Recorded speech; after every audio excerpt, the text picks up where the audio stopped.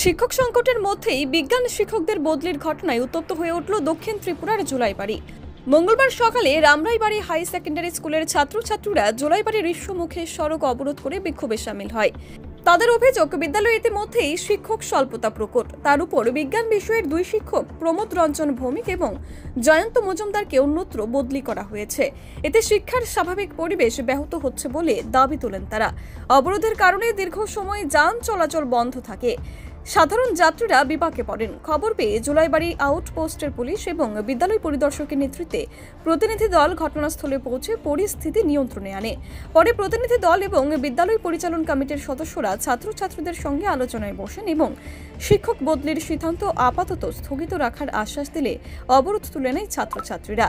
স্থানীয় মহলে এখন প্রশ্ন, শিক্ষক স্বল্পতার এই সমস্যা মোকাবেলায় শিক্ষা দপ্তর কবে কার্যকর ব্যবস্থা নেবে? শিক্ষার্থীদের দাবি, দ্রুত শিক্ষক নিয়োগ করে বিদ্যালয়ের স্বাভাবিক পাঠদান চালু রাখতে হবে। আজকে আমাদের স্কুল থেকে পুরোনো শিক্ষকদের নিয়ে যাওয়া হচ্ছে, কিন্তু আমাদের শিক্ষকগুলোরা চাই। শিক্ষকের নামগুলি কি? ওনার কোন সাবজেক্টের টিচার? শিক্ষকগুলো সায়েন্সের টিচার, একজনের নাম জয়ন্ত মজুমদার, একজনের নাম প্রমোদ রঞ্জন ভৌমিক।